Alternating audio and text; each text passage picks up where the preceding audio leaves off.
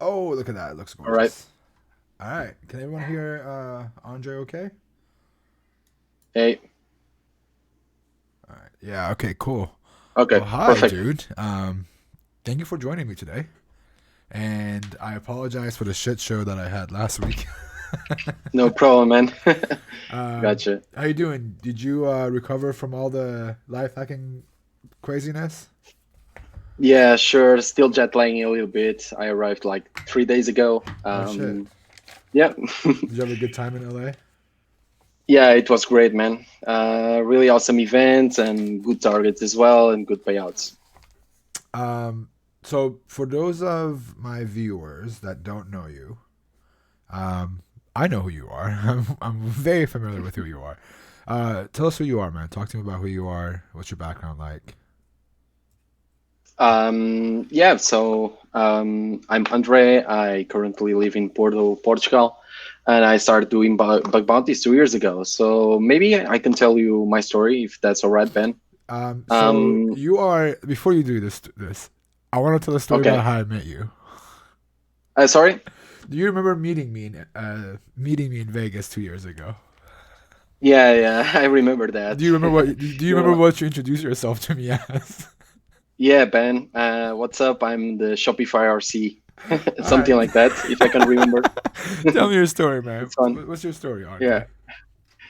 Yeah. So yeah, I'm 25 right now. I started playing with my father's computer when I was a kid back in the day when I was like 4 or 5 years old. Okay. Like my father got like these HP box with Windows 95, with Super Mario as well. Oh, that's awesome. And yeah, so I started like doing things with the computer, like pretty much on Office, yeah, on Word and stuff like that, like drawing autistic things and stuff like that. But then later I started to learn how to code. My first language was Visual Basic 6, if I can Nice. remember. VB6. Yeah. Like it's all my father's fault. Like he got this book his on his room. Like it was about programming and Visual Basic, and it got a really nice introduction to programming, like those simple examples, how to make a coffee, and stuff like that with those procedures. And I started like trying to understand how stuff worked on a computer behind the scenes, and I Yeah. got really interested. And at that time I was like 11 years old or something. There's no hacking at this uh, point yet, right? You just know your yeah, no, computers. no, no. Yeah, yeah, no Okay. hacking. And I was like in middle school, and at that time, I also started like a punk rock band. At that time, Okay. I also started studying in a music school. At the same time, learning like guitar, piano, drums, stuff like that. Very cool. And I just before I continue my story, I think that music, and I've met so many people on live hacking events, like really smart people, and um, there are so many people that actually play an instrument. Yeah. Like for instance, like Techno Geek plays is learning guitar. Yep. Like lots of people play something, and when you say that the hacker is creative, um, that's true. And if you play music and you know how to compose music and Yep. stuff like that, you can kind of correlate music and music creation, the music creation process with hacking, in a certain way, because you need to be persistent to learn an instrument and stuff like that. And the same applies to hacking. But yeah, so let's continue. So when did I when was did like hacking in come into the picture for you? Yeah, so I started building websites in middle school, Nice. when I was like 13, 14. Built a website just for a normal project, and the professor was like, what the fuck? Like, you built a website and stuff like that. And when I was 15, I went to high school, and I got really interested about hacking. And I started playing with Linux and stuff like that What was your first on the distro? terminal. Yeah, so my first distro was Backtrack 3, I Nice. think. Old school. All Yeah, right. I like so it. if you guys don't know that, but the Kali Linux predecessor is Backtrack. Yeah. The old school. Yeah, The before it, original. The yeah, original.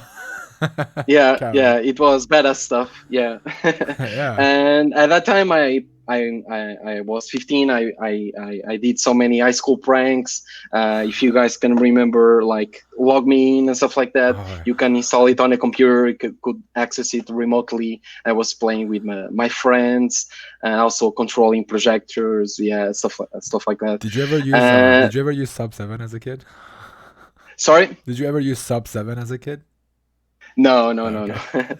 no. We're not going And I that did far. lots of stuff on high school, and my father was called and stuff like that because I was like controlling some computers, and it was fun. Yeah, but then I turned 18 and I went to the university, and I realized that doing this bad stuff and like SMS spoofing and stuff like that to prank my friends wasn't legal.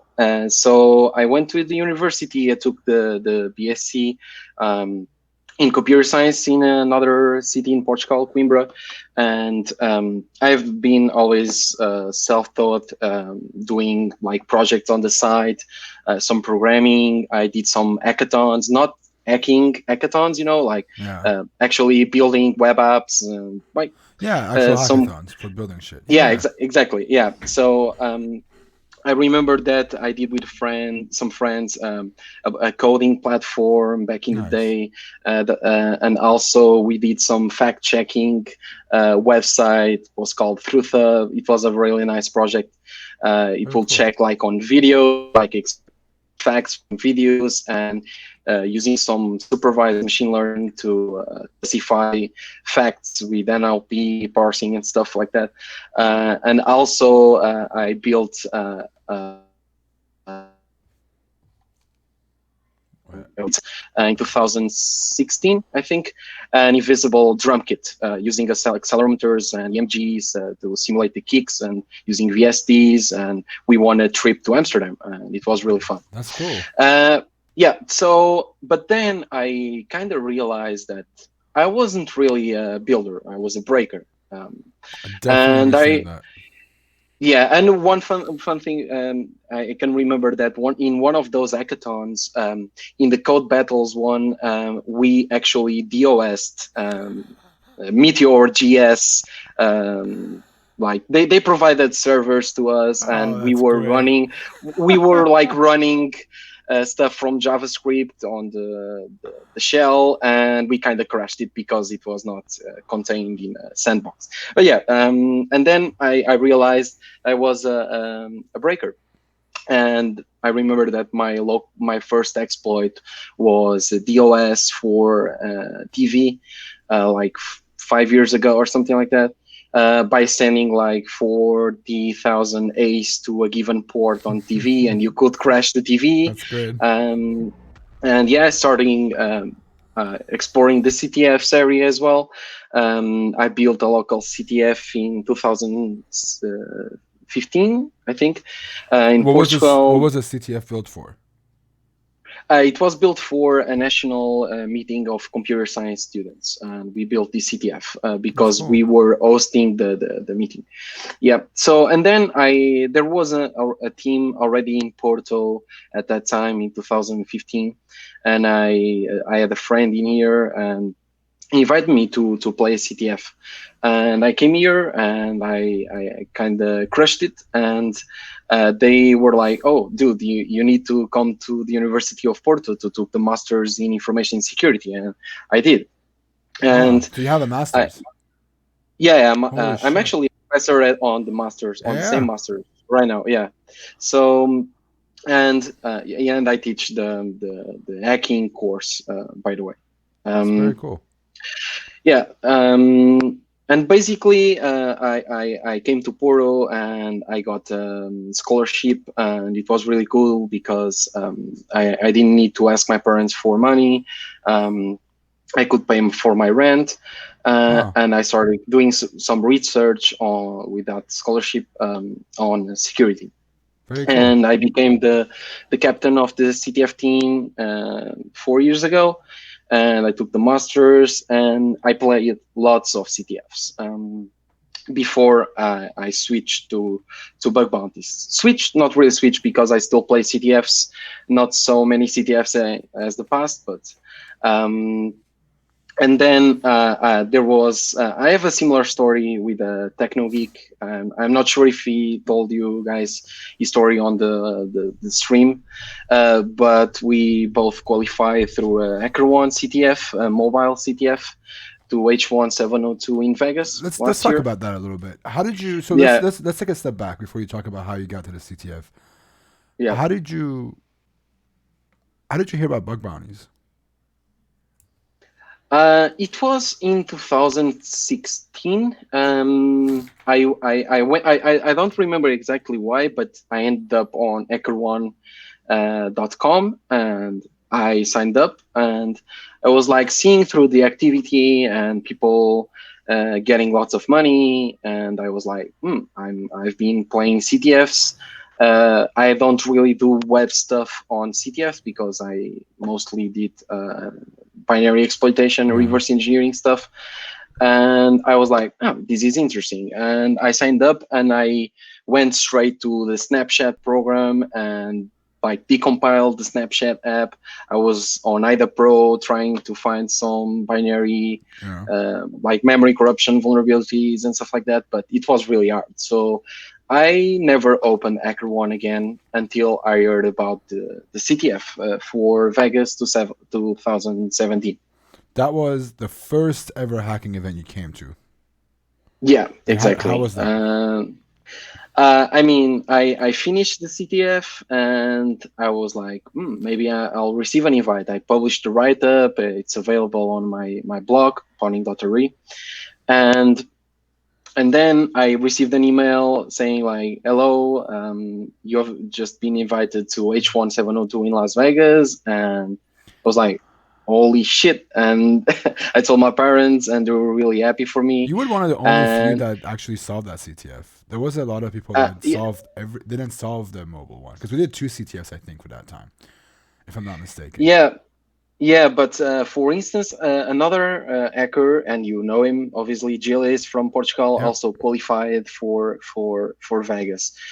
He did the same CTF. We did lots of Android and iOS hacking before, so it was not so hard for us. And then, I mean, we went to Vegas, but we couldn't find anything, and I was like, maybe this isn't for me. I was like a first timer. I remember that TechnoGeek found a really cool bug. So you were there when TechnoGeek showed his bug. Yeah. I was there. That's I was really like cool really because impressed. that's really funny because you were there at the event we discovered TechnoGeek. So you both came from the same CTF. Yeah, exactly. We came from the same exact CTF. Okay, let's fast forward, and then you went back from Vegas. Yeah, and I was, kind of pissed. I was really unhappy with my performance. I really tried hard to hack every day, like for 8 hours or even more. But it was hard because I knew how to exploit the vulnerabilities, even the web ones. I knew about SQL injection, I knew about XSS, I knew about like even race condition. I knew about them because of CTFs, but I lacked the skill of actually being able to find vulnerabilities and where to look for them. And I got that skill on the last year, 2018, when I got also the MPH. So, and I qualified again through you a did CTF. Another CTF to go to the one in Washington DC. Actually, I did 2 more. I did the other one to New York as well, but I wasn't invited because I got late on submitting the. So you did all 3 CTFs back to back, and then the third one, the third time was a charm. You got into DC. I didn't make it to that event, unfortunately, but you won that event. Yeah, and just to finish this part, when I did the New York CTF in December 2017, I thought like I'm not going to be invited again, even doing CTFs, because I didn't find anything on the previous event. They paid for my trip, for my 5-star hotel in Vegas, like for food, for drinks, and it was so awesome that, and then I qualified again for DC H1202 in March 2018. Yep. And I was like, even when I was submitting the CTF write up, I was trying to hack everything on Shopify at that time because I decided I need to learn by practicing, by trying to find bugs. And I thought that the best way would be to go to a hard target like Shopify. And I got my first bounty in February last year. How It much was was that first one? $1,000, and it was really funny. Peter sent me an email like, what did you do like last night? Because we noticed something weird on our systems, and we think it was you according to our logs. And I explained to them that this report is disclosed, by the way, and they gave me 1K for taking over myshopify.com because I tried to add the same domain to my Shopify store.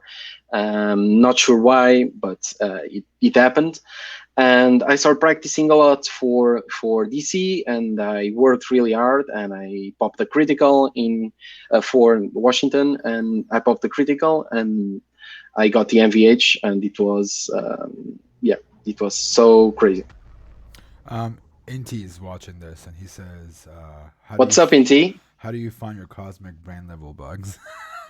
Oh, We'll talk okay. about that. We'll talk about that. Hold on. I want to talk about life hacking. So you went from doing the CTF, going to Vegas, not finding much, doing the New York CTF, not getting invited, going to the 202 CTF, doing the CTF, getting invited, becoming an MVH. Yeah, it was How did it make you feel crazy. when you got the belt in your hand on your third event, the first time you go to it, the second time you go to a life hacking event? I mean, it was unbelievable. I wasn't even expecting me like the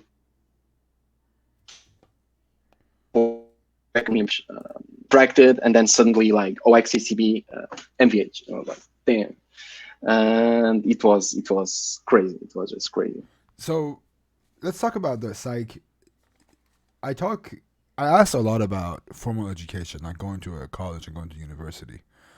You not only have gone to school, you've gotten your master's, and you Yeah. teach. So the Yep. question here is, does going to school help with a hacker's journey? For the people that are 17, 18, just deciding, do I want to go to college? What do you think? Like Joel and I talked about it last week or the week before. Joel was like, "Fuck that! I dropped out of school. It helps you learn Yeah, I soft know. skills, right?" I almost dropped out of school, but I had to finish because I had a little bit left. You went all the way through. You're teaching out of school, so your perspective is different. What's your take? Do you think school is necessary for people to get started with bug Um, bounties, or does it help? it it helps. Yeah, it helps. But it's not necessary. I know lots of people didn't finish the BSCs like in computer science or computer Yeah. security and stuff.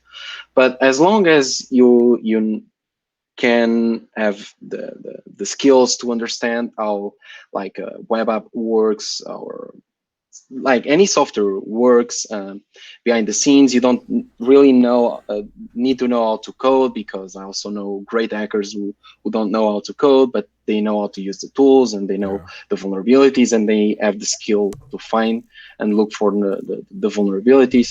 So if you go to the university, you'll learn a base knowledge for Yeah, so you many need to, things. you Like learn the you can, basics, right? You learn the basics of computer. yeah, But is it exactly. necessary, And you think? it's not necessary. There are so many online resources nowadays when compared like with 10 years ago, that you can learn like how to code, or how to explore vulnerabilities, but you'll lack certain things that you learn on the standard computer science course, like some mathematics, some logic stuff. Right. You can lack some stuff. But it's not necessary. You can be really successful in bug bounties without going to the university, in my opinion. Yeah. Just need to be persistent. You need to learn, and you need to know how to teach yourself. Did you learn everything through doing CTFs? Like, did you just become a good reverse engineer, for example, because you reverse binaries a lot? Did you learn a lot of that because you were doing CTF so much? Yeah, exactly. CTFs were the best for me for learning more than the course offered me, Yeah. and even some online resources. Because if you play like international CTFs, and if you are on a team, you'll face some really like state of the art challenges, and techniques that are not previously known. And if you do that and you bang your head against the wall for like 48 hours, you'll search for so many things, like on Google, on like everywhere, on papers, on blog Right. posts, on Chinese blog posts. Um, so you learn a lot of on the way, even if you don't finish that challenge that you were trying so much to complete. But you can search for so many things that you'll learn in that process. And also solving a CTF challenge, if somebody here solved the CTF challenge on a real CTF, Right. knows the feeling of submitting a flag and getting those points for the team. So does CTF? I want to get to it because I know the answer to this, but I want to make it clear. Do CTFs help with bug bounties? Yeah, CTFs, you have on CTFs, even if you talk about web stuff on CTFs, you have a small attack surface, and you can have like a very complex Right. vulnerability in there. And you can know the basics about that vulnerability. For instance, you can have like a common injection, but somehow it only allows certain characters. How do you actually make it execute a command with that whitelist, Right. and stuff like that? And you need to really understand how things work, to be able to achieve something like that. And For bug bounties are, you need to know how to exploit the vulnerabilities. But I've also seen some reports that people don't actually show how to exploit it, but we know it's possible. So Right. they still get rewarded, but it's like POC or get the fuck off, right? Pretty much. Some people, yeah. And if you have a good POC, you'll probably get a bonus. You'll probably get an higher bounty because you can show more impact. And if you do CTFs, you can see also vulnerabilities in some weird places, Right. like something that you saw on the CTF that was like so weird, and then you go somewhere and you figure out that you can do or reuse some technique to achieve some weird state and exploit something. That really helps. But the thing I like most about CTFs is like you have CTF players that don't really understand how to teach themselves and Right. Right. be like persistent. And if you learn that, if you are persistent, you won't find dupes. You will find criticals or high severity bugs, because you'll look at the same stuff that the other people looked, but you'll think further. Yeah. It's a mentality, right? It makes a difference. Do you have any CTF resources you recommend for new hackers to go and like go to the site, do the CTFs? Are there any particular CTFs that helped you at least?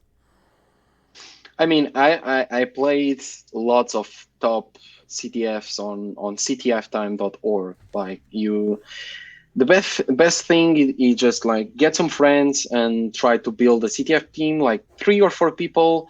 And the more people you have, the more you guys will learn, because and you can play like state of the art CTFs, and you can go from there. And you can also learn how to play as a team, which is really important, to learn how to collaborate on bug bounties as well. Right. um, but yeah, like CTFs help you through this whole process. And about the resources, you can, like, the Hacker 101 CTF is just great, and you can earn some private invites and stuff like that. And there are like so many resources online, like, and deep introductions to CTFs right now that you can use. Well, let's move away a little bit. Last question about just this whole education thing. Do you have any certificates? Do you believe in No, certificates? I don't have any certificates. Never had the idea of trying those because I know that if you do some certifications, I looked at the things you learn and stuff like that, and I already add that knowledge, like in terms of binary exploitation, in terms of pen testing, because I also learned it on the masters, but also because of CTFs, and I think that that wouldn't be worth for me actually. Fair enough. Yeah, the reason I ask is like a lot of people. One of the biggest questions that I see on my streams is, is OSCP worth it? Is this certificate worth it? Do these like most of the top hackers that I talk to on bug bounties, most of them don't even have OSCP. They all like OSCP, but none of them really have it. Yeah. It's good to hear you almost are the same way. Let's dive into hacking a little bit. What is Recon and what does it mean to you? Do you do Recon? I mean, when I'm bored, maybe. So I use lots of recon tools like Subfinder, LTNS, Dear Search, WebAcurals, and I script lots of things as well. Use Python for lots of stuff. Why Python? Probably because of CTFs, because we need to write exploits in a really fast way, and I use Python a lot for pretty much everything. But yeah, I use lots of tools like FUF, Burp, some scanners for specific technologies. Okay. But that's what I do when I'm actually kind of bored and I want to go for more mediums or more lows. Not actually lows. I don't mediums or high, but you can find dupes if you actually just do your recon and you find like an admin panel, stuff like that. You can get duped more easily. And what I do is like I look at the core, I do some manual stuff. I use Burp obviously, but I don't use a lot of plugins. I use a repeater a lot because I want to see how the web app responds to certain things. I just try weird stuff and I get into weird states and I go from there. That's what happens. So let's talk about step by step. Let's say for yeah. a live hacking event, you are given a brand new target, right? It's star.site.com. What do you do? Sorry, can you repeat, please? Yeah, let's say it's star.yahoo.com. Let's say Okay. the yahoo.com is a brand new website you've never hacked on, right? It's not Okay. it's not true with Yahoo, I know, but imagine it's Yeah. a brand new site, star.site.com. What do you do? How Yeah. do you start? Site.com. You just go straight to the website. Yeah. But I want to talk about your recon methodology. Like, what do you do as a hacker? Like, Yeah. what do you do to familiarize with yourself with the site? Like, what is that thought process like for you? Yeah. So I don't ignore the subdomains. I still like try to find as many subdomains as possible. But before I go to the core, I go to site.com and I try to understand how the subdomains actually interact with the core and with the features and the products that the company can have. And I start mapping like all the flows and the states. I also try to see what's allowed, what is not allowed, and if you just try to find a way to bypass something, for instance, I can remember Dropbox, a Dropbox event this year. Donut even made a blog post about it. But basically, let's say that you cannot sign up with an HTML on your name.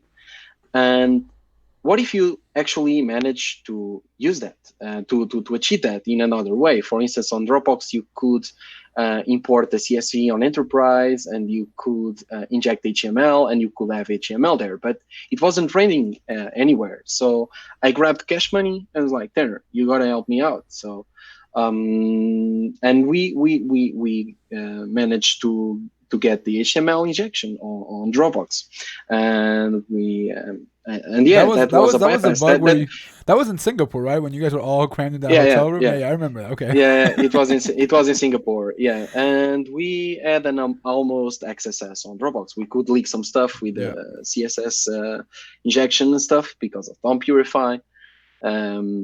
We asked file descriptor for a bypass, but no luck. if you can't bypass it, you just gotta let it go, dude. If file descriptor says it's not doable, just move on. Yeah, exactly. But yeah, so going back to my process. So I spent hours and hours looking at the features. Okay. I still love to take some hours and look into Shopify because they are really good at security and their technologies are modern and it's really challenging. And it's pretty locked down as well. And I still love, even if I don't find anything, I still spend some nights just trying to understand like new features and try to find like a path to do something. And for instance, if you wanted to do this like and to answer the Inti's question, like the cosmic stuff. For example, on Shopify, you can have like admin accounts. You can invite people to your store. You can request access as a partner to a given store. You can have like all those states, and you can try to find like an unintended state. Like you can use races, for example, on deletion. It's really interesting. For example, I got this bug once on a given customer on a live hacking event that was like, okay, you can have an admin on a given organization, but you cannot delete an admin because the organization needs to have an admin. Right. But if you had two admins and you deleted each other at the same time, it will go through and you get into a weird state. Okay, there's like an organization with no admin. But be careful with that because you can DOS your accounts using this stuff because it's like some weird stuff. Some state that wasn't really people that developed the web app didn't think about that state, and I ended up like DOSing my Uber Eats and Uber accounts and getting banned from Facebook once because of this stuff.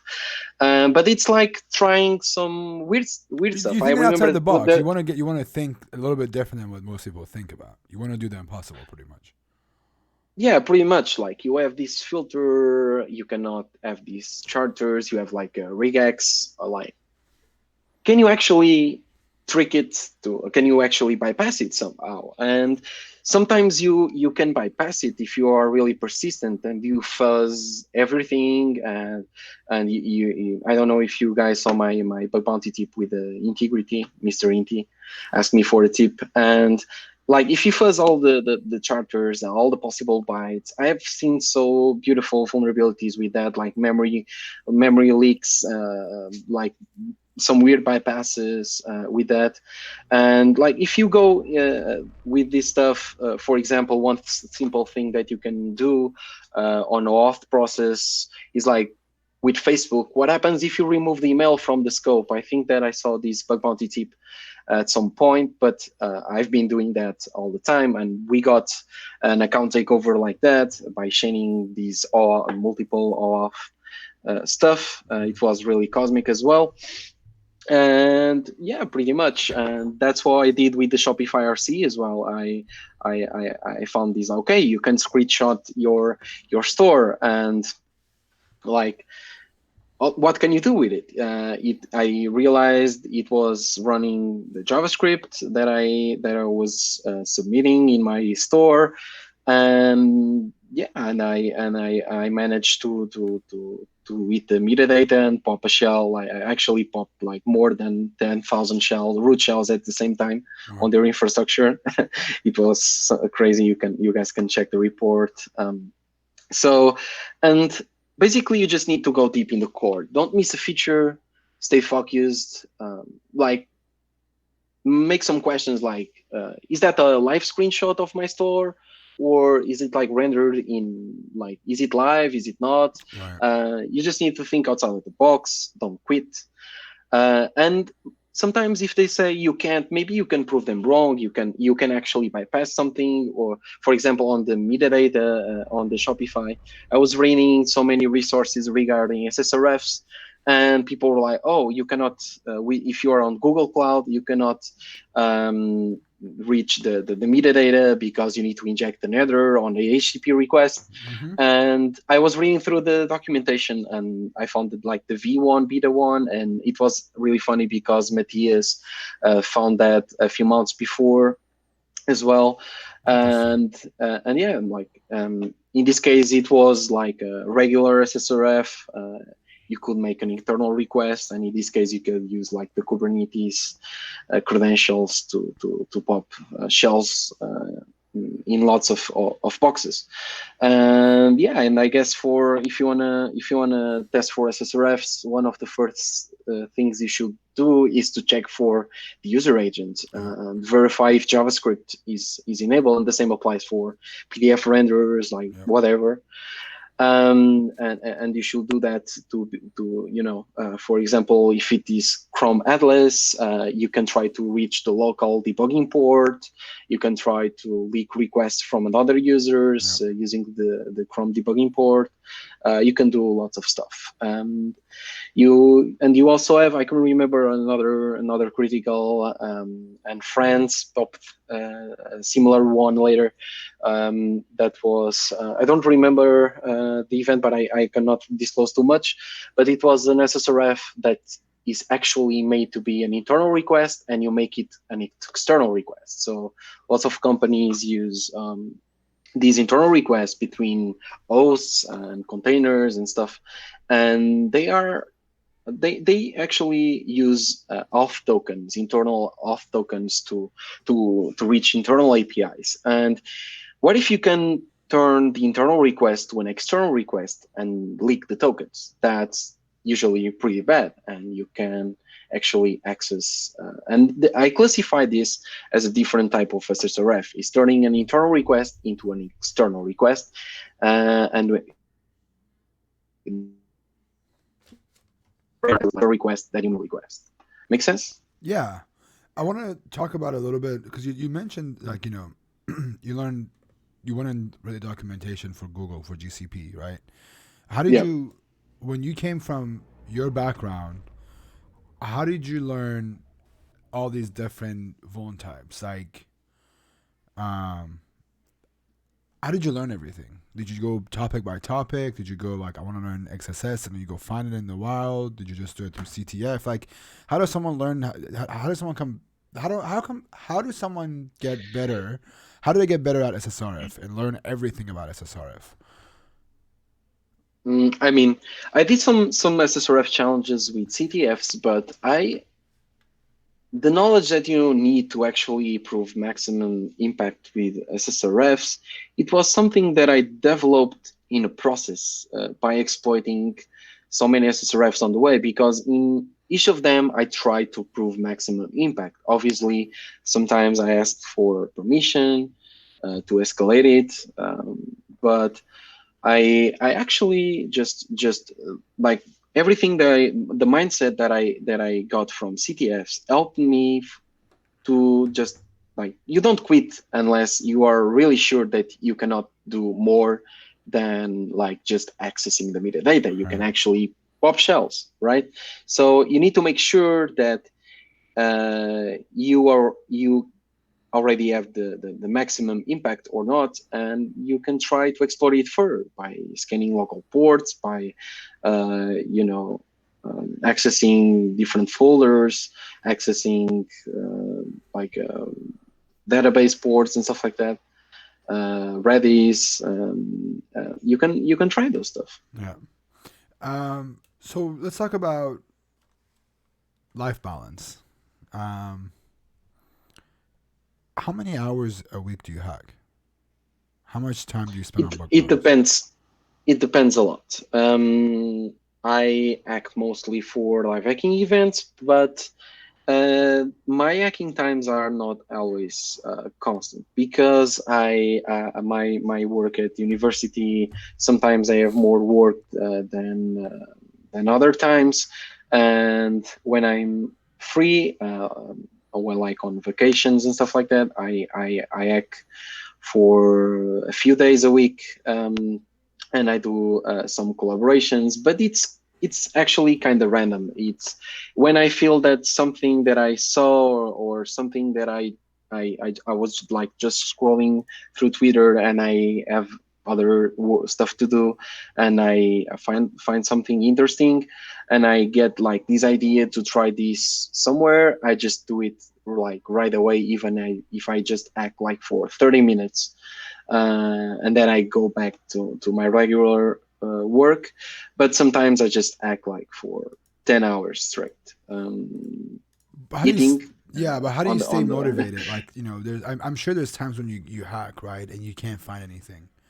What do you yeah. do when that happens? How do you deal with those?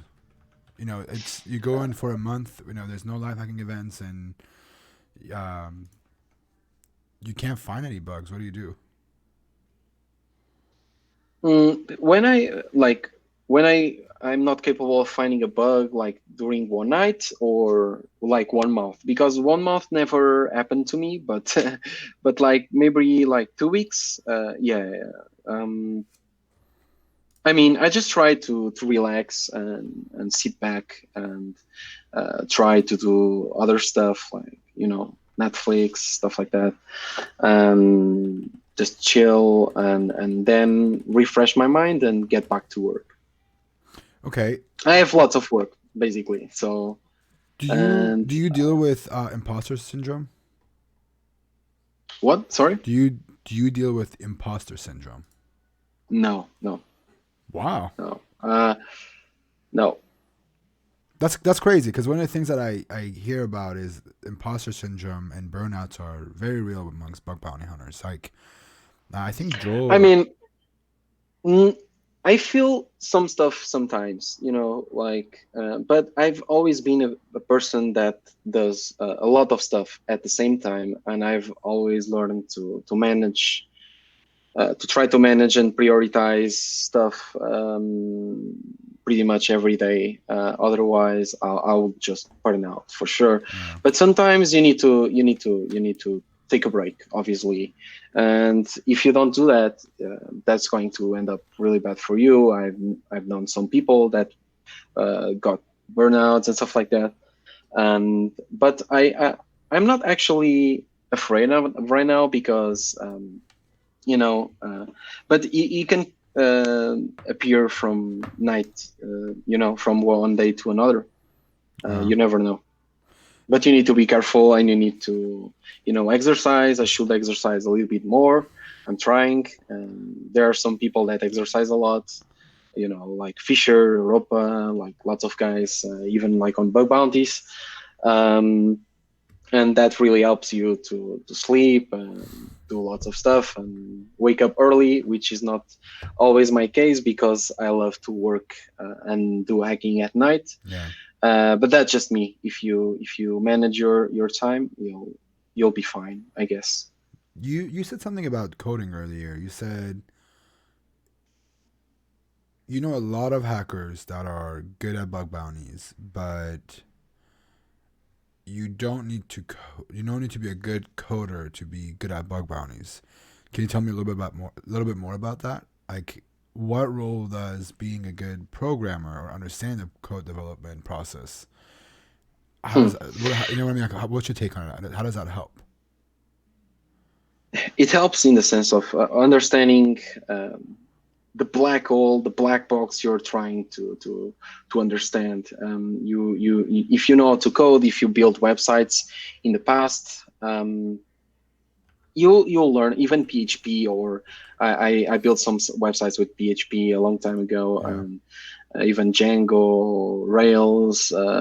It helps you understand how these things work, and if you know that, you can understand something, like some stuff more easily than other people. But it's not always a requirement. You can find some bugs because you know how to use the tools, you know how to use burp, and you know the vulnerabilities. I mean, it's not mandatory in my opinion, but it definitely helps in if you really want to understand why something is happening or why the server is returning a given response or an internal server error. Or, for example, when I'm hacking for an event, when I start getting lots of internal server errors, I know that I'm close to something. Because the server is like crashing, it's triggering exceptions. So Right. if you get like this 500 internal server error with stack traces or not, but if it's correctly configured, you can try to understand what's going on the other side, behind the scenes, if you know how to code. And obviously, if you know like JavaScript and like front end stuff, you can be like a file descriptor. Yeah, of course. Well, he's kind of a wizard in JavaScript, but even if you Yeah, learn, yeah, a tenth of what he knows, it absolutely does help. Yeah. You talked for sure. about CTFs and you talked about collaboration. You said it helps to have a team to do CTF because you learn from one another, even if you don't finish that CTF, right? Or that Yeah. challenge or level. How does that work with bug bounties? Do you think collaboration helps when you do bug bounties as a group? Outside of Yeah, disturbance, let's I've completely forget disturbance because that's a separate thing, I right? got my disturbance hoodie. But outside of live hacking events, Disturbance. outside of live Yeah, hacking events, when yeah, before disturbance was a thing, did you collaborate with yeah. other hackers? And if you did it help? Absolutely, absolutely. Like all the time, because the power of collaboration is just insane. Insane, yeah. I won't be able of popping so many things without help, and also I helped others lots of times. I have great experience collaborating with people.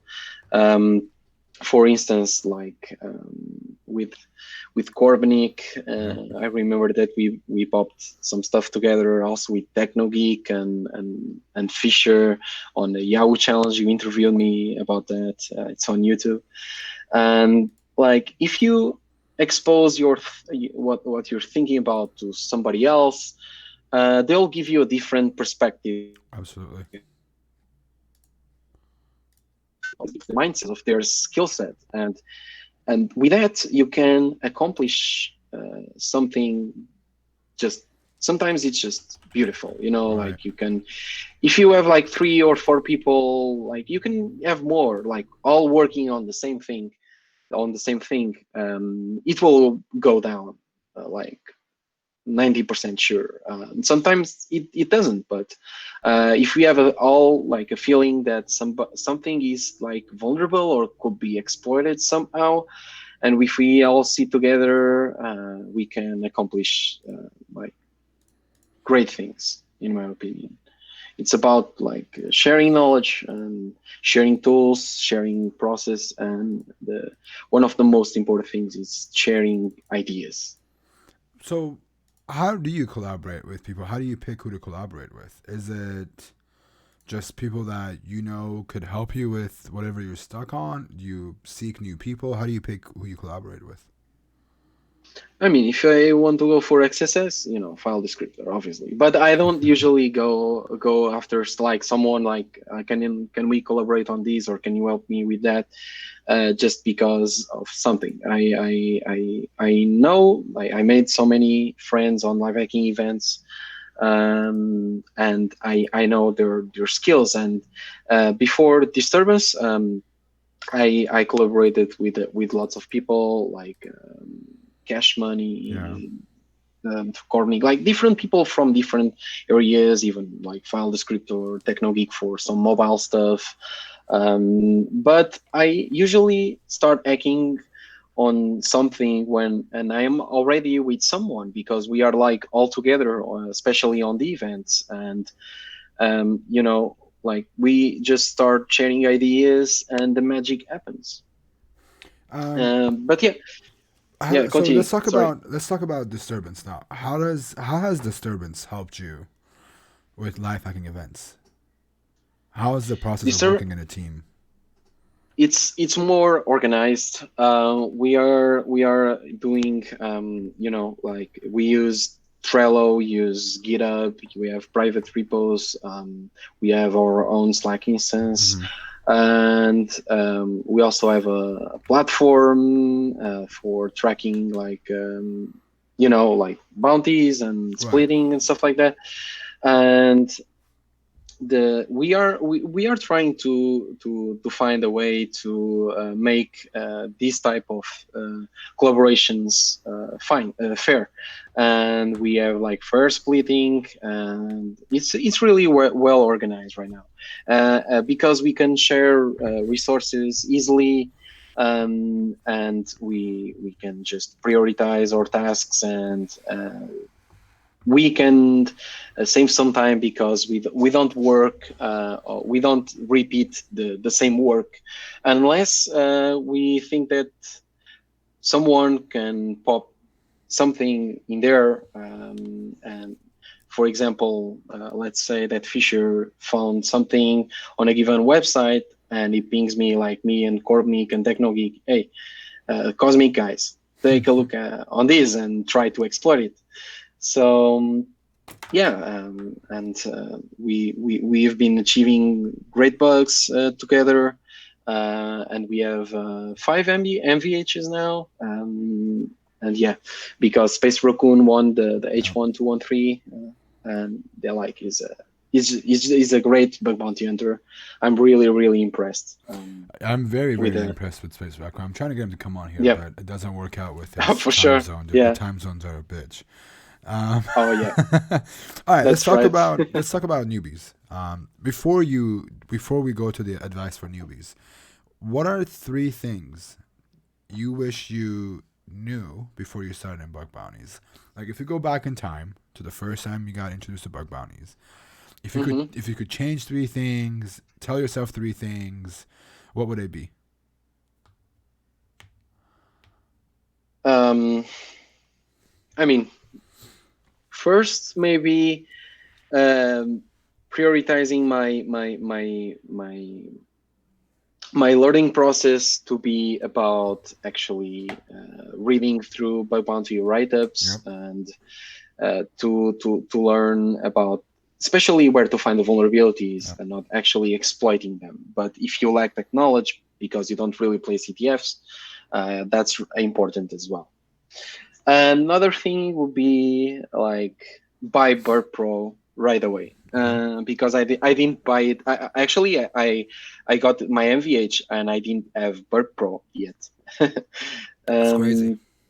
Yeah, and 3 things. I'm missing one. One more. Maybe I don't know. I cannot remember anything else, Ben. Okay, that's fine. It's just the 3 things Yeah, just makes more sense. Well, what do you yeah. have? So let's say for people that are watching this interview or they're gonna watch it on YouTube later, do you have any tips, any recommendation on how to get started or things to watch out for or do as a new bug bounty hunter? What's your advice? So first of all, play CTFs, because if you wanna, I mean, I think that not only my process, but only other people are trying to find like modern vulnerabilities. In the future, well, we are not going to have like LFIs, because like of sandboxes, or it's already like that on Lambda instances. Right. If you pop an LFI, if you pop an SSRF, like, doesn't matter. You cannot reach the metadata. Yeah. You can read files, but whatever, it's a sandbox. Sandbox environment. And we are going to see that in the future, like security by design, pretty much everywhere. But there's some type of bugs, especially like logic stuff, and getting into these weird states, that you're going to have in the future. And if you wanna go for that, definitely play lots of CTFs and push yourself to the limit on CTFs, because you'll learn, you'll get a new mindset, to be Yeah. honest. If you want to go for like regular, bug bounty hunting, that works really well. In fact, like we have lots of successful bug bounty hunters using more like traditional, methodologies. Like you can learn about vulnerabilities. You can use like even HackerOne resources. You guys are doing a good job with that, and also like other resources available out there. You have also the obviously Yawork's Peter's Yawork's book is also amazing if you wanna start on bug bounties, and learn how to use burp. Learn how if you don't really understand how a given web app works, just try to understand how like the HTTP protocol works. Like what's an header, what's the post body, what's like what JSON like. What's an XML request? What's a post request? What's a host name? What's like all Learn the this basics. stuff really. Exactly, learn the basics, and that's really important. Like just play, in my opinion. Like you can follow tutorials with burp. I didn't really do that. I just starting using burp and exporting the features by myself, and like I still use the regular intruder because I forget that we have the turbo intruder and stuff like that. Right. Because I'm used to it, and I learned how to use it for my fuzzing, and so just explore the tools by yourself. That's one of my advices for you guys, because if you look like at tutorials, that's great, okay, that's just awesome. Right. But if you also combine that with actually trying the tools yourself and exploring all the options and applying that to given scenarios and websites and bug bounty programs, you'll you'll become like a god using those tools. You become like a bash god like Tom Nom Nom. Like just explore this stuff. Don't seek the money right away. Just take some time exploring the tools and pretty much everything that you can use to make your life easier. I think that's really good advice, Andre, to tell people. Like, I agree. Like, when I first started too, I wasn't focused on making money. The money was great, but my focus was to get better long term, right? Yeah, I don't want to sure. make money today. I want to make money 4 years persistently without having to struggle for it. Before we do the rest of this, big Yeah. thank you to Bitwise. If everyone's watching all these subscriptions going off, it's because Bitwise is just giving people presents. It's not even Christmas yet, but cool. Well, but back to your thing. It's really good advice, honestly. Like, money is good. Everyone wants to spend the money. I mean, everyone wants to make that money. But if you're in college and you have all this time, you have the free time to learn all these Yeah. things. You're gonna learn it at school anyways. Like, if you're in college for computer science, you're gonna learn all these basics. Learn a little bit more than the stuff that they're teaching you. Focus on learning in those 3 Exactly. years of college, 4 years of college. Once you're out of college, you're gonna be looking for a job. You can do bug bounties because you learn all the basics. You can make money that way, and that's something I did personally, which is great advice, dude. And I appreciate that. Thanks, man. I think I talked about everything here that I wanted to talk about. So when I usually end the interview, and the ending is always the same. I'm going to ask you a series of questions that are super easy to answer. It's just basic questions. Then I'm going to throw, Right. and the second half of it, I'm going to throw a word at you, and I want you to either answer with one sentence, a short sentence, or one word. The first thing that comes into your head. So when I say Andre, like if someone says Andre to me, I go OXACB. That's the first thing that goes in my head, okay? The first thing that you can think Okay. about when I say that to you. But this is the second half, so let's start with the first half. Okay. First program you ever hacked on and got a valid bug. Shopify. What was your first bug type? Subdomain takeover. What's your favorite bug type?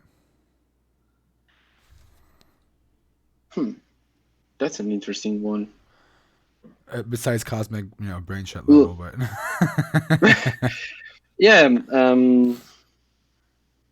Right now, I don't really have a favorite bug, but maybe like logic stuff okay, right now because it's interesting.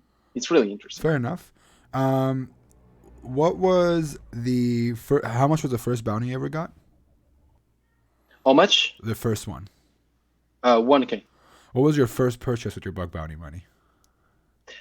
My iPhone. Yeah. What was your best purchase so far with all your bounty money? My car. What do you drive? It's a BMW 3 Hell Series. yeah. 3 Series, which one? Yeah. It's like 2010 one. Is it 330? No. It's 320 actually. Oh, I have a 330. That's why I asked. Yeah. Good No, taste, no, though. no. Good taste in cars. I think we actually. I'm not sure if we are the 330, but I think so. Yeah. Let's talk about who are some hackers you collaborate with outside of this? Well, no, let's just go with disturbance. Who are some hackers that you regularly collaborate with? Give some shout outs. Yeah, I mean, like Gillies, Fisher, Shubs. I did some amazing collaborations with Shubs. Technology, Korbanik, Matthias, Korbanik, Cash Money, Cool. Donuts, ZLZ, like so many people. Is there anybody you want to collaborate with? with? Is there anybody you want to collaborate with that you haven't collaborated with? Yeah, actually, I never collaborated with friends. Franz Rosen. I doubt fans would ever watch this, but the fans, if you do watch this, hit them up. Yeah, one of the, yeah. What's your favorite tool? IDA Pro. What is your favorite hobby outside of computers? My favorite hobby,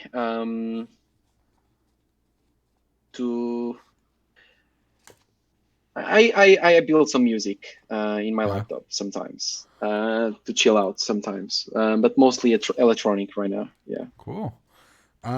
What's your favorite kind of music? It depends. I like lots of music because of I studied music for so long, but right now when I'm hacking, I've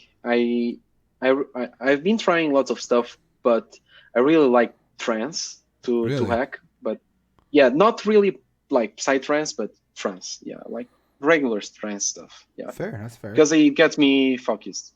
Yeah, I'm not like Mr. Inti, like listening to the same song like 100 times in one day. No. That's awesome. You listen to hip hop, right? Sometimes, yeah. Who are your favorite rappers? Give me 3 rappers. I just love. I'll just. I love Eminem. Yeah. Yeah. Eminem is great. Yeah. I like his songs.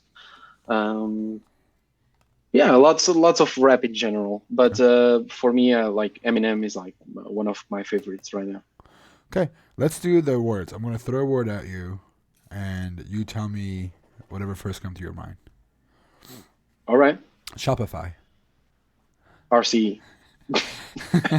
See, you get it now. Yeah, that's funny. Mapbox. MPH. Live hacking events. Friends. That's a really good one. Collaboration.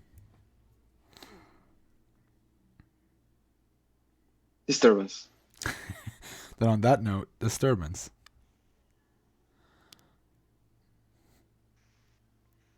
Cosmic. Yeah. Jealous.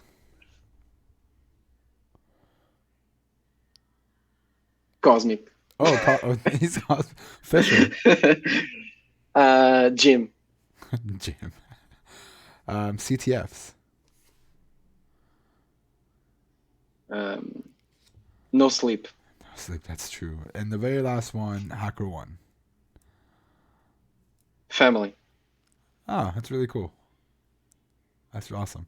Well, everyone usually waits to ask questions at the end. We do have about another 10 minutes. I'll cut questions out at 1:15. So last question comes in at 1:15.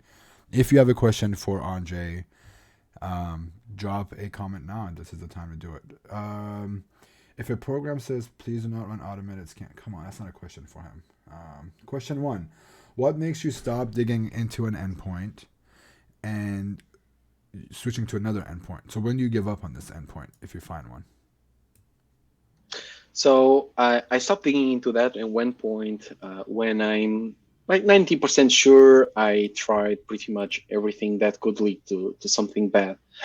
And or if I'm not getting any error, or if I'm not getting like anything interesting on the output, then I'll probably move on. But sometimes I combine lots of endpoints, and because I just follow the flows and the features, and sometimes I'm always going through multiple repeater tabs and doing like stuff like manually, like in 3 or 4 requests, like sequentially to see like even on the proxy itself, like intercepting the requests and like chaining stuff, or like especially on Shopify, because on Shopify they use like lots of flows and Mm-hmm. stuff like that, and multiple requests that will eventually lead to something, to some change, and you need to change stuff on multiple requests. But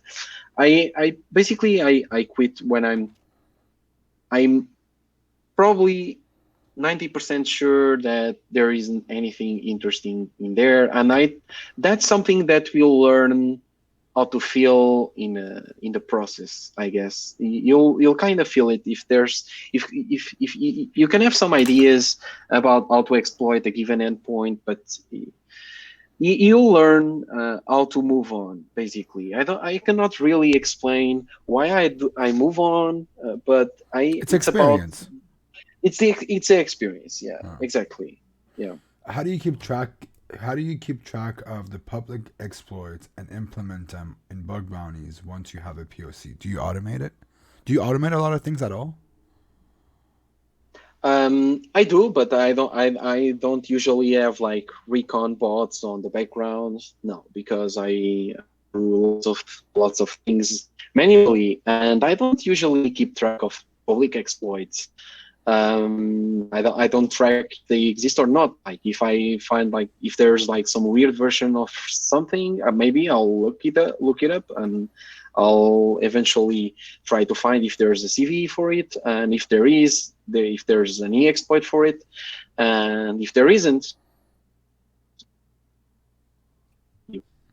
yourself, but requires a lot of work sometimes to prove the maximum impact. But I don't to answer the question, I don't automate like tracking of public vulnerabilities and stuff like that, even on HackerOne, like, or other platforms like on the activity and stuff like that.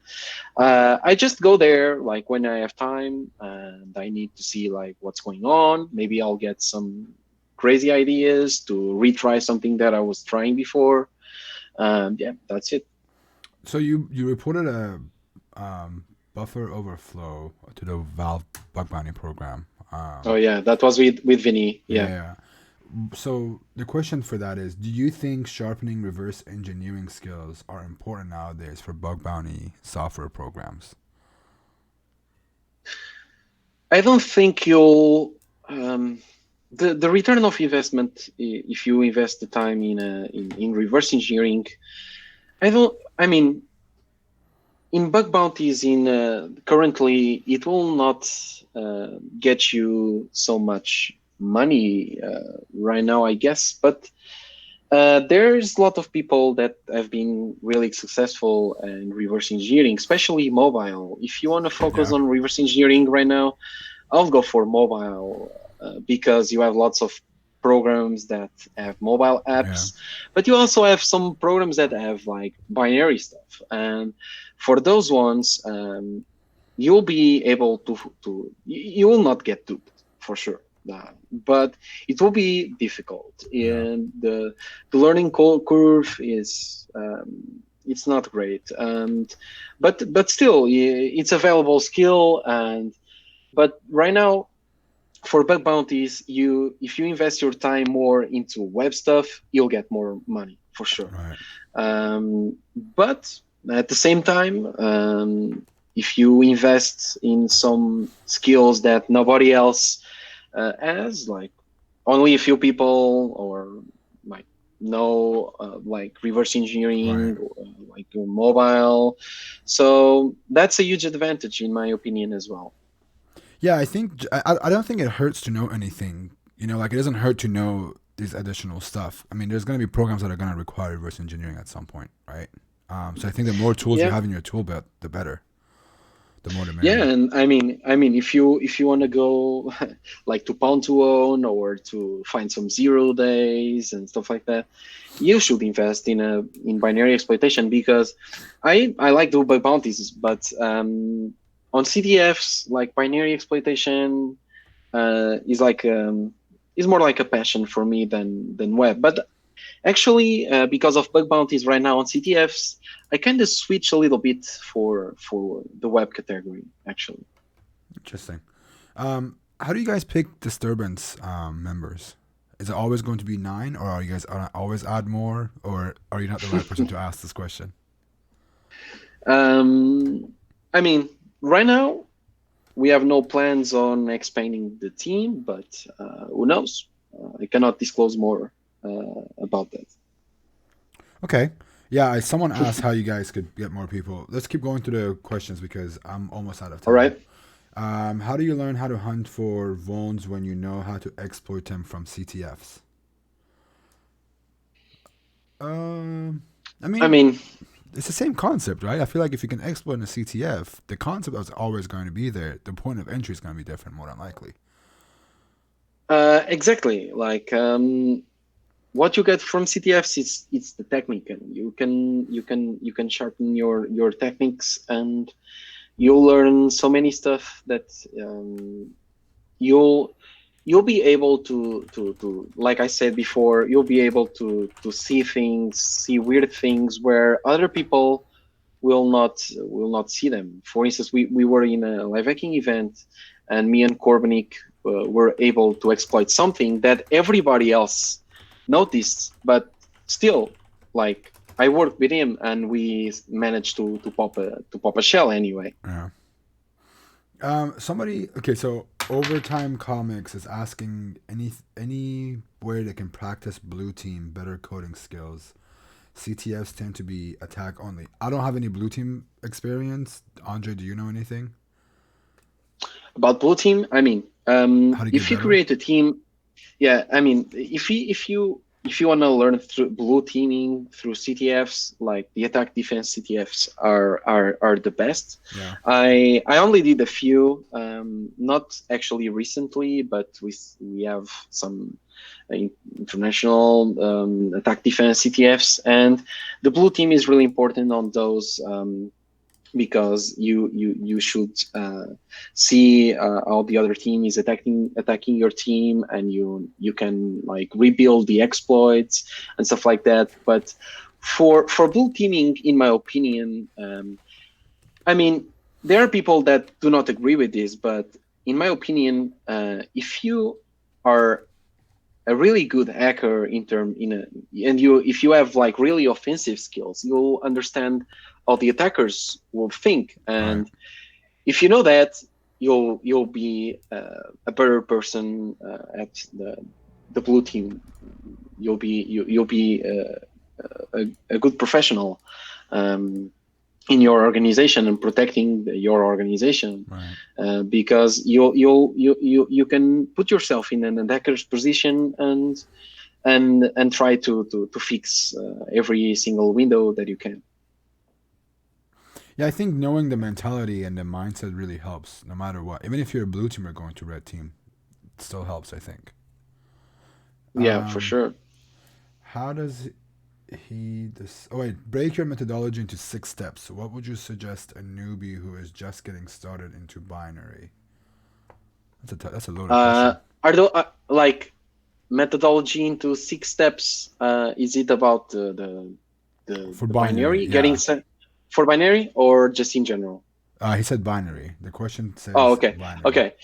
So if you wanna learn binary, the first thing would be to understand how the code works, especially like in a low level language like C or C++, and that will be like the first step, like even like a main function, like reading stuff from your inputs, and like printing stuff, like learning all these works, and then you can move to debugging. And you can start by debugging with like debug symbols and with the code, and you can go like line by line in your code, and you can see what's happening on the assembly part at the same time. And you should, after that, you should learn assembly, especially like Intel 64 bits and stuff like that, and learn those instructions. And if you learn them, and if you switch to another architecture, like ARM or MIPS or whatever, like you can just go to the assembly like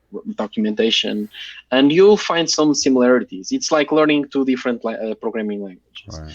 And then if you are really good at debugging, you can learn like to inspect memory, to inspect the stack, to inspect the heap, to inspect like all the memory regions that you need to actually being able to, after that, reverse engineering like the code. You need to know how to reverse engineer code, and you use IDE. You can use Github from NSA, the open source tool as well. And you can try to decompile your code. You can try to find vulnerabilities with the decompiled code. But what I do most is to just debug it in runtime and see what the program does, and like and try to send it like malicious inputs, like negative numbers, like deleting stuff, like use after free, like deleting the same thing twice, and like debugging at the same time. And then you should probably, if you want to get started in binary, you should read the AirPySec Modern Binary Exploitation course, and to be able to understand how everything works. Like you'll start with basic stuff like buffer overflows, the stack, and you'll learn like lots of stuff, and then you'll be able to start building exploits, and you can use like some libraries like Pound Tools to play with some CTF challenges. You have like Rope Emporium. You have lots of websites that you can use, like how to heap. And we'll move from the stack to the heap. And then, it gets complex. It gets really complex sometimes. And yeah, that was my path. I hope that answers your question. One more. How do you decide which programs that you hack on? Is it based on money, scope, whatever you feel like? How do you pick your targets?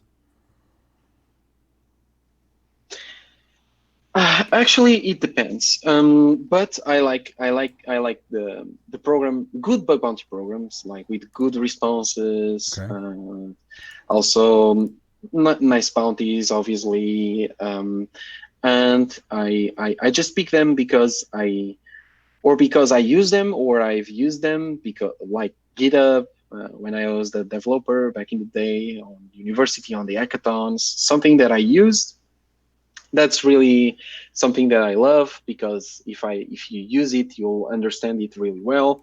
For example, Shopify. I picked Shopify because it was a challenging target to practice, but because at the same time I was building a vape store for a friend of mine, online store, and I was like, oh, I'm going to use Shopify. It's going to be easier.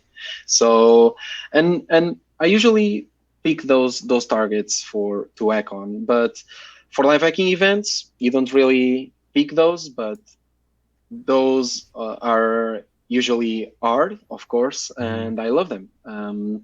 I love challenges, basically, more than anything, and stepping up my game and learning new stuff, like I did on CTFs. I try to do the same with bug bounties, like finding like these weird stuff, like, Yeah. Last question. This is for both of us. Do you think bug bounty is going less in depth due to the bounty than pen testing? I think no. What do you think? Sorry, I'm trying to look for the question. It says, question for you both. It's by Santox13. Do you think the bug bounty is going less in depth due to the bounty than pen testing? I think the bug bounties go more in depth because people are looking for these weird, behaviors and endpoints that are hidden, versus most pen tests don't. Exactly. I mean, there are some good pen tests, but the ones I know are mostly like checklist based, Like you test for all the vulnerabilities. On bug bounties, you try to go further because you have like more incentives, right? Especially on live hacking events when you have like more bonuses, stuff like that. Yeah, I agree with you, Ben. I think we bug bounties are, you know, you can find stuff that you do not usually see those on pen tests, Right. actually, in my opinion. And last question. This is always the last question I ask. And this comes from Ash. Where do you think this scene is going to be in 5 years? What do you think bug bounties are going to be? I mean, it's going to. I mean, we'll see for sure bounties like over 100K for sure, because it's going up, and we can see that on multiple programs that are increasing their bounties like every year. Um, on live hacking events, like we see higher payouts, like single bounties. And like in 5 years, I think that security will change, probably more than we think, because um, as I said previously on the stream, some vulnerabilities are disappearing. Some are still around, obviously, like SQL injection, Yeah. like like weird stuff that you see, and like common injection, stuff like that. But by default, stuff will be like secure, Yeah. and you need to we will see, in my opinion, a change to more logic stuff. I That's th- what I think. I think you're absolutely right. I think bug bounties are going to be um, bigger than what it is right now. But I think we'll see. There's gonna be so many more libraries, and there's gonna be so much more education happening because of bug bounties in the next 5 years, that it's going to weave out those old school SQLIs, LFIs that everybody finds, and there's gonna be Yeah, more yeah, more logical bugs, more access control bugs, things that scanners and libraries can't really fix. So I definitely agree. yeah. Well, that was it. This was an hour and a half of us talking.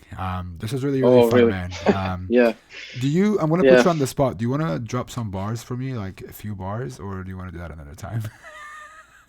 yeah. Maybe another time. Yeah, Another time. It's all good. Cool. yeah. Well, this is Andre, also known as OXACB. Do me a favor, go and follow him on Twitter, twitter.com/OXACB. It's not that hard to find him. 0xACB. He's an Yeah, it's MVH. not ABC. ACB. Yeah, ACB. It's here. MVH. Yeah, Yeah, there we go. yeah, He's an yeah. MVH monster hacker. You heard about all his experience from CTFs to binary hacking to web apps and how he popped Shopify and what was his mentality. So if you like this, please go follow him on Twitter. Tweet at him and say hello, like, NahamSec. Like and subscribe. like and subscribe. Yeah, like and subscribe. Well, hey, I appreciate you being on this stream. Thank you so much for For joining me, sure. man. Thank you. I'll see you at the next live hacking event. For sure. Next year, I guess. Take care, man. I'll All talk to you right. later. Thank you so much. Thank you. See you guys. See Thank you, you so man. much. Cool. That was Andre, OXACB. He's an awesome dude. Very awesome dude.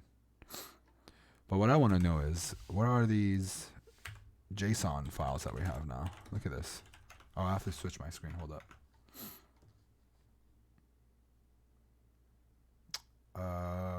Let's go to you. Crypto. All this is going to be on YouTube later, so if you want to look at them later, you can.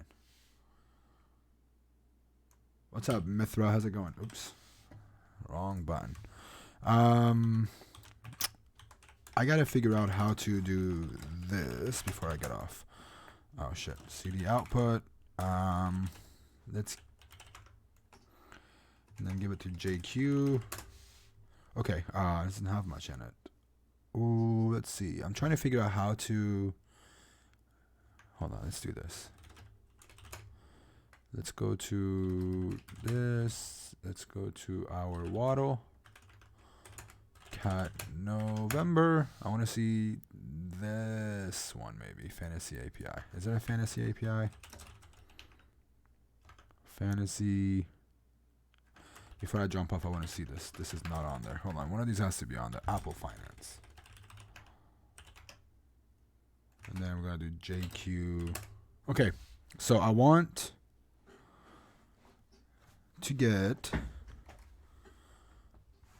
results dot URL. Does that work? No.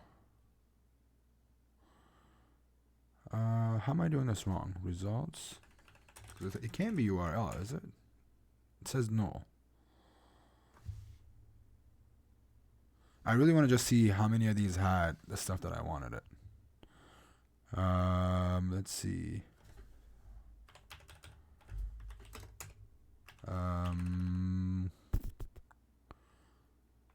Why am I doing this wrong?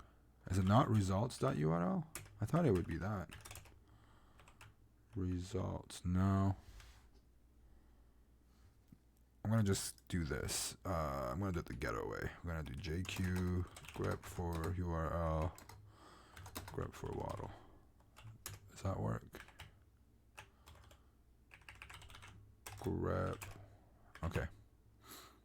And then I'm going to make this star. Wait, these can't be all 200s though. Shit. Hold on, let's do this again. How do I know if this is actually valid? I don't think all of these are valid at all. Yeah, I gotta play with this JSON format to figure out how I can get these to open up the waddle. So we can waddle our way in. Because like this doesn't make sense. This is not 200. Cat RSS new.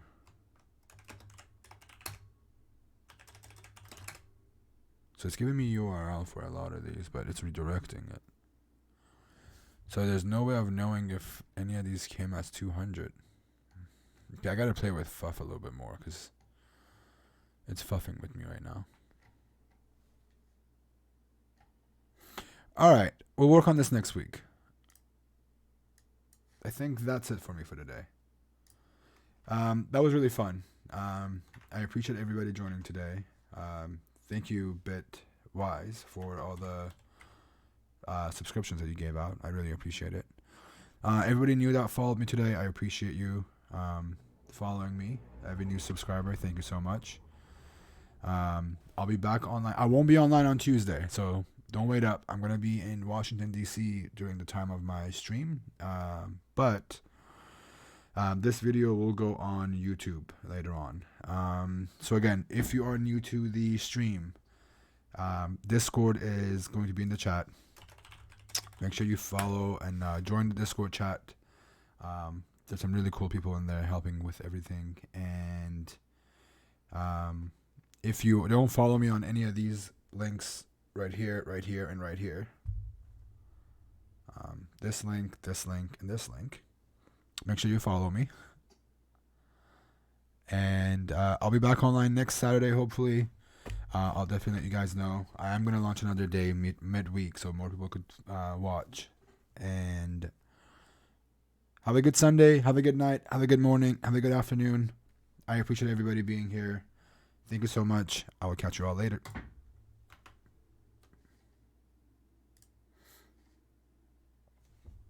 Peace.